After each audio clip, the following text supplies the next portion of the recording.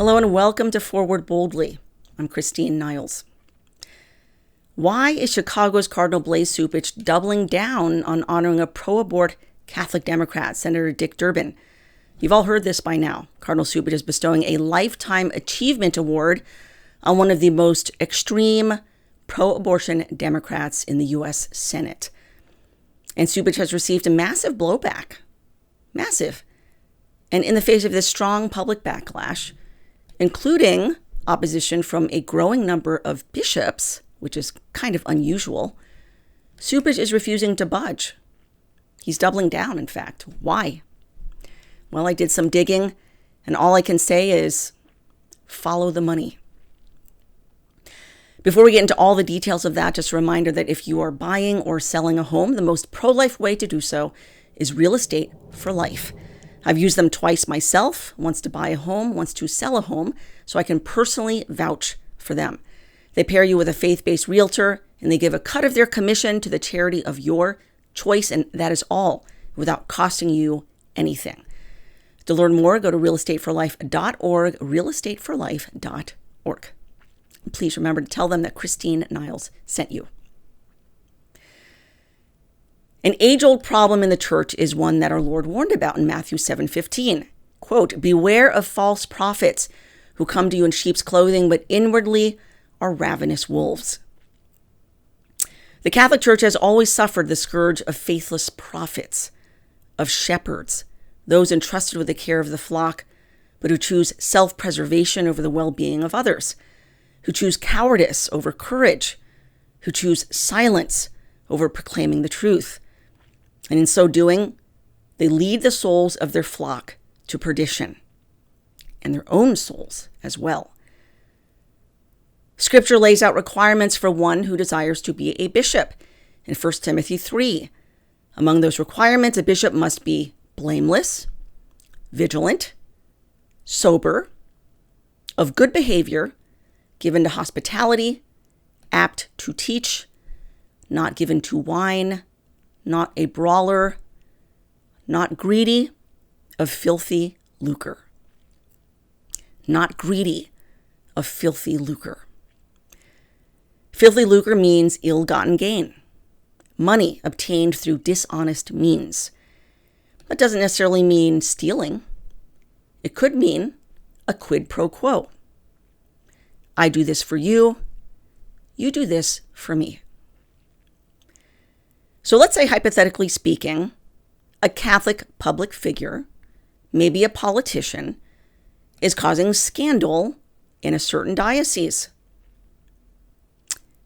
Let's say the bishop agrees to turn a blind eye and say nothing. Let's say he goes even farther and honors and awards this public figure who's causing scandal. And let's say this public figure, who might be very powerful indeed, with much influence and authority in the government, he might repay that favor by pulling strings in favor of the bishop, whatever those strings may be. If he's a particularly powerful public figure, he might be able to do rather large favors for the bishop. We'll come back to this in a bit. So a few years ago, Cardinal Blase Cupich was voted the worst bishop in the United States. The worst. He was ranked dead last in the poll. I don't think it was even a contest. Dead last. Worst. Why is he so unpopular? Why is he so disliked? Well, there are a number of reasons. I've done lots of reporting on Cardinal Cupich over the years. But recently there was a rather scathing article that was published in Catholic World Report. It's written by author Jade Henricks, and it sheds a little light on this. The article is titled, "The Scandalous Case of Cardinal Cupich and Senator Durbin."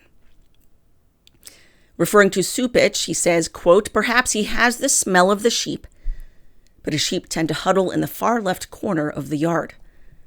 I do not know Cardinal Cupich personally, but I have been around him enough to have a sense of the man. He was my rector at the seminary for first-year theology, and even then in 1995, he went his own way. I remember one evening he canceled all classes and pastoral activities for a special convocation, something unprecedented for the seminary. He called us together to announce he had been made a Monsignor. I felt bad for him then because I thought about how isolated he must be to believe that any of us cared. Ouch. He continues, when I worked at the USCCB, he did not hold any significant leadership positions. He could not get elected due to how unpopular he was and remains. And yet he frequently muscled his way around with staff. He created a climate of fear, so familiar during the Francis pontificate, that impacted the daily work of lay staff. He was indeed granted a position of power and authority under the late Pope Francis. And it seems that that star, which was once ascending, is now in the descent. We'll come back to that as well in a little bit. But this latest scandal, like I said, involves Cupich's decision to honor Senator Dick Durbin, who holds one of the most extreme abortion voting records in the Senate. Durbin, of course, calls himself a Catholic. So just to give an idea, some of the votes on abortion that Durbin has voted for: partial birth abortion, voted in favor of partial birth abortion, late-term abortion, okay? Abortion all the way up to the very end, literally right until the baby's about to come out. Fortunately, that was shot down. He voted against the Pain-Capable Unborn Child Protection Act. He also voted against providing medical care to babies born alive after botched abortions, depriving medical help to a newborn baby who was accidentally born after a botched abortion. He does not want to give such newborns any medical care. Just think about how black your soul has to be, especially as a Catholic, to vote against that. Anyway, Cupich plans on honoring him with a Lifetime Achievement Award. For what? His immigration work. Well, as of now, 6 bishops have spoken out against it. Maybe more will come after I air this. The first one was, of course, Bishop Thomas Paprocki of Durbin's home diocese of Springfield, Illinois. He was the first to speak out. He expressed shock and dismay that Cardinal Cupich was willing to bestow this honor on him. Durbin has actually been banned from Holy Communion in the Springfield Diocese since 2004, a long time. That ban was upheld in 2018 by Bishop Paprocki after Durbin voted against the Pain-Capable Unborn Child Protection Act. Paprocki wrote an article September 23rd, and he wrote, quote, Cardinal Cupich did not consult with me about this award or even notify me about his decision. I learned about it in the media. What a slap in the face. What a slap in the face. Cupich is well aware that Springfield is Durbin's original home diocese. He's well aware that Durbin has been banned from Holy Communion there since 2004. He knows Bishop Paprocki. They're Illinois bishops. They know each other. They're colleagues.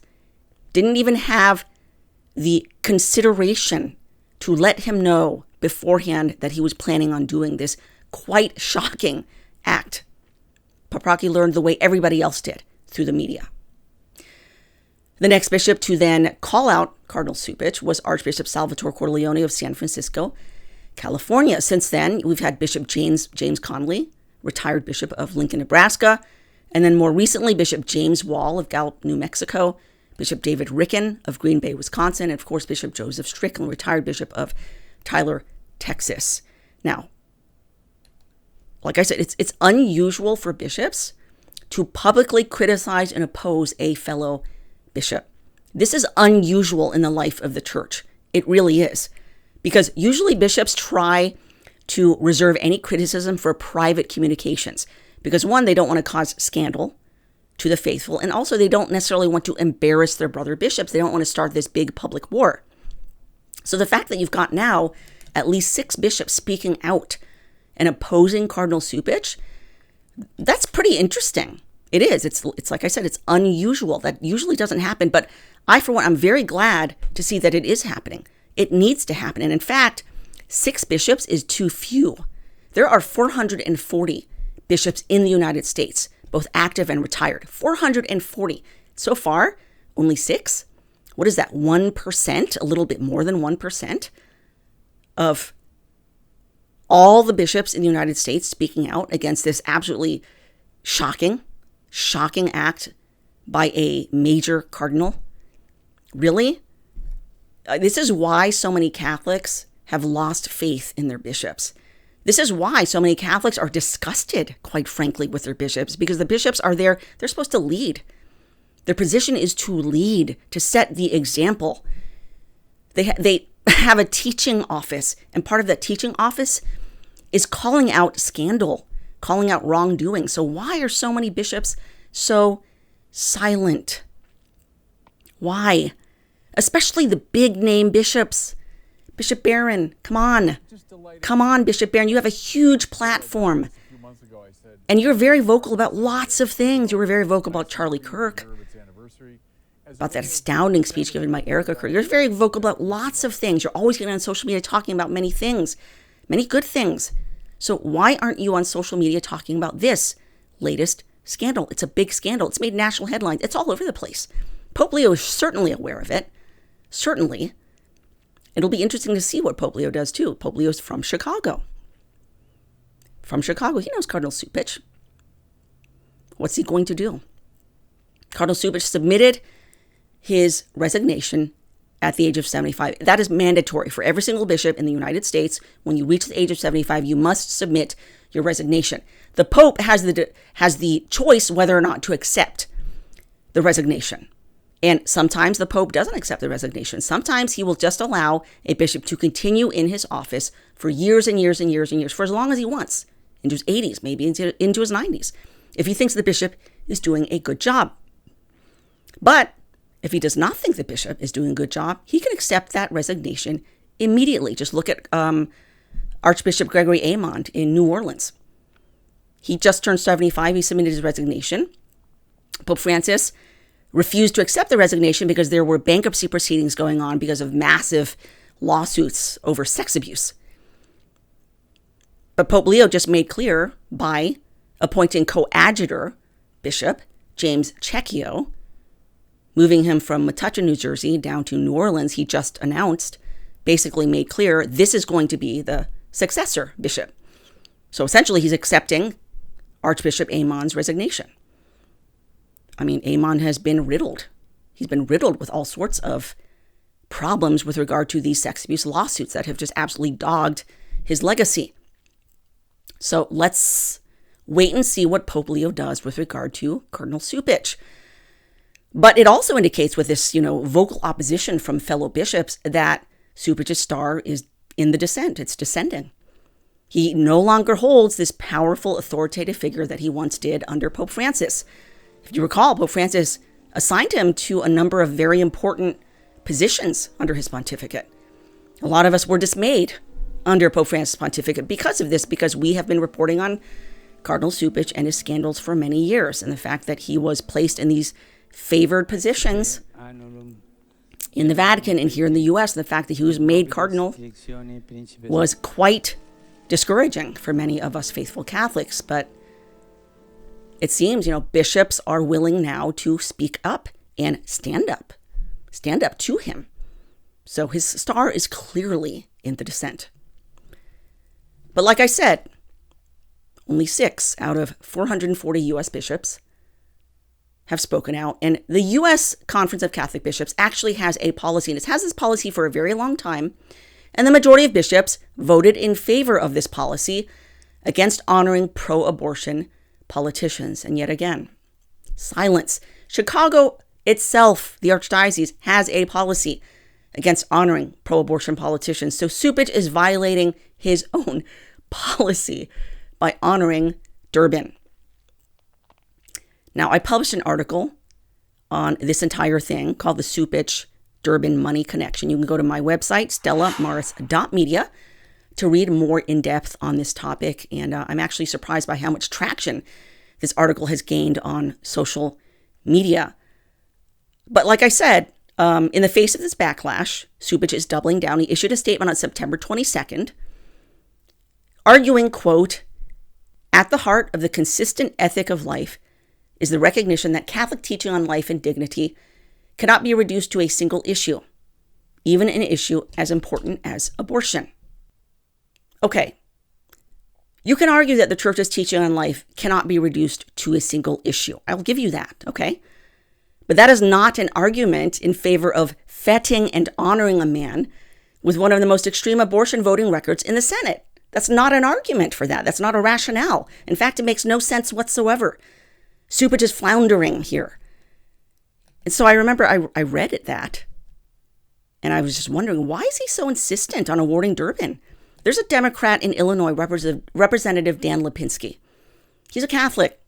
He holds similar views on immigration as Durbin. Yet Lipinski has a pro-life voting record. He's far more worthy to receive this Lifetime Achievement Award from Cupich. So why isn't he getting it and Durbin is? Well, for one, have you ever heard of Dan Lipinski? Maybe some of you have, especially those in Illinois, but the rest of us, many of us, I've never heard of him before. Does he sit on the Senate Appropriations Committee? Bingo. I did a little digging, and it turns out that Durbin has done some major favors for Cupich's archdiocese, about 77 million of them, in fact.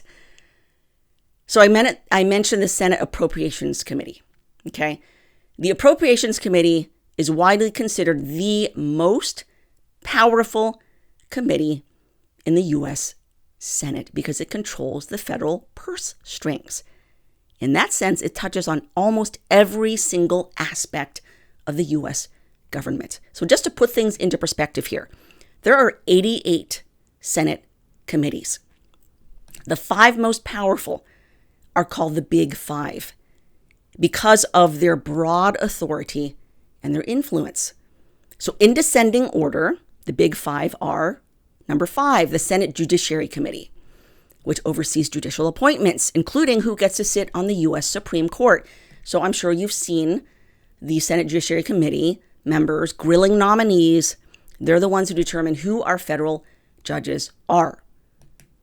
District judges, appellate court judges, Supreme Court justices, who of course then determine which cases get heard, how they get judged, who wins, who loses, including the most important federal cases involving President Trump. Very important and powerful judicial body. And then you have the Senate Armed Services Committee, which exercises oversight over the Pentagon, has a say in military funding, defense policy, and the Department of Defense, now of course renamed the Department of War. You've got the Senate Committee on Foreign Relations coming in at number 3. It oversees foreign policy. It's critical in shaping U.S. relations with other countries, including national security strategy. Very key. Coming in at number 2, Senate Finance Committee. This oversees taxation, trade, Social Security, Medicare, major aspects of the government directly impacting our daily lives. Number 1, most powerful, Senate Appropriations Committee. It controls federal spending. Where the money goes for government programs and agencies, it shapes the federal budget. It is a key player in basically every single area of the federal government. So this is why you have very powerful special interest groups like bankers, the oil and gas industry, defense contractors, lobbying the Appropriations Committee. Senator Durbin sits on the Appropriations Committee. He has held that seat for almost 30 years. His home state is, of course, Illinois. And he considers his hometown Chicago. Naturally, he's going to lobby in favor of his hometown and his home archdiocese. In 2020, in a staged phone call, Durbin, along with fellow Illinois Democrat Senator Tammy Duckworth, called up Cupich to talk about increased funding for his archdiocese, specifically for Catholic Charities Chicago, the Chicago affiliate of Catholic Charities. Now, at the time, Catholic Charities was experiencing a huge loss in revenue. Remember, this is 2020, COVID. And Durbin used this very highly publicized phone call to stress his support for more money to flow to Cupich's archdiocese, to Catholic Charities in Chicago. This is what he said, quote, "I will continue to work with my Senate colleagues to provide nonprofits the financial support they need to weather this storm and continue helping the most vulnerable in our state. Now, go back a little earlier in the year. Durbin had co-signed a letter urging the Senate to include emergency funding for nonprofits. Of course, nonprofits just like Catholic Charities Chicago. In December of 2020, Durbin's Appropriations Committee approved expanded COVID relief for nonprofits. That expanded relief directly benefited the Chicago Archdiocese. Look at these numbers. Catholic Charities received $1.4 billion total. That's, like the headquarters. Catholic Charities received $1.4 billion. Catholic Charities has numerous affiliates in various cities, a total of 171 member agencies in the United States. Guess which affiliate out of those 171 member agencies got the biggest Paycheck Protection Program loan? Just guess. Chicago, $8 million. That was the biggest PPP loan to a Catholic Charities affiliate. The second highest went to Catholic Charities San Francisco. That was $6 million. How much did Cupich's Archdiocese of Chicago get in PPP assistance? $77 million. Just to put things in perspective, it was the second highest award out of all Catholic archdioceses in the U.S. LA took top place with $80 million. Third place went to Boston Archdiocese, which got $35 million. So $77 million to the Chicago Archdiocese. So it helps to have friends in high places, doesn't it, Cardinal Cupich? And why sour that friendship by, say, denouncing Durbin's extreme pro-abortion track record? Why sully that relationship by, say, standing on principle, like your brother Bishop Thomas Papaki, and banning the senator from Holy Communion? Because that would definitely put a damper on relations, and maybe, just maybe, Durbin won't be so eager to pull those federal purse strings in the Cardinal's favor. Canon 915 of the Catholic Code of Canon Law requires that Holy Communion be denied to public figures, quote, obstinately persevering in manifest grave sin. Durbin undoubtedly qualifies, which is why he was banned in 2004 in Springfield, Illinois, and continues to be banned. But when Cupich was asked in 2014 on Face the Nation about this and denying Holy Communion to pro-abortion politicians, this is what he said. You haven't been particularly confrontational with politicians who disagree with you on issues like abortion, for instance. Do you think the Eucharist has become too politicized? Well, I think that is important always to begin with a attitude of dialogue. It's important to listen to people, and it's very hard to have dialogue because in order for someone to tell you why they think you are wrong, you have to sit in patience to allow that to happen. The communion rail, as they say, cannot be the place where those discussions are fought. But rather we have to look at how we're going to deal with the tough issues of the day in a constructive way and as adults who respect each other. So when you say we cannot politicize the communion rail, you would give communion to politicians, for instance, who support abortion rights? I would not use the Eucharist, or as they call it, the communion rail, as a place to have those discussions or a way in which people would be either excluded from the life of the church. In other words, I won't ban pro-abortion politicians, even the most extreme pro-abortion politicians, from Holy Communion. So as I mentioned, Durbin has been banned from Holy Communion in the Springfield Diocese since 2004. That ban was renewed by Bishop Papaki in 2018 after he voted against the Pain-Capable Unborn Child Protection Act. And like I mentioned, he voted in favor of partial birth abortion and against providing medical care for infants born alive after botched abortion. Just imagine what a moral monster you have to be to vote that newborns be denied any help, any medical treatment, And that is exactly what was happening with babies, because nurse Jill Stanek, she was one of the witnesses to it. And it was absolutely horrifying. You should actually go listen to her testimony. It's extremely disturbing. So Durbin bought a condo in Chicago, and now he considers Chicago his home archdiocese. And this is what he said about it. Quote, I found another Catholic venue, the Archdiocese of Chicago, and a church where they were willing to let me in and allowed my wife to join me. So it's become my new faith home. Meaning, where they let me in to receive Holy Communion, where they let me in to make sacrilegious communions in direct violation of Canon 915. Why would Cupich allow this? Why would he go farther than that and honor him with an award? Well, I think there are 77 million reasons why. Pray for our shepherds. Pray for Cardinal Cupich. He needs it. Thank you for watching and listening, and in the words of St. Joan of Arc, in God's name, forward, boldly.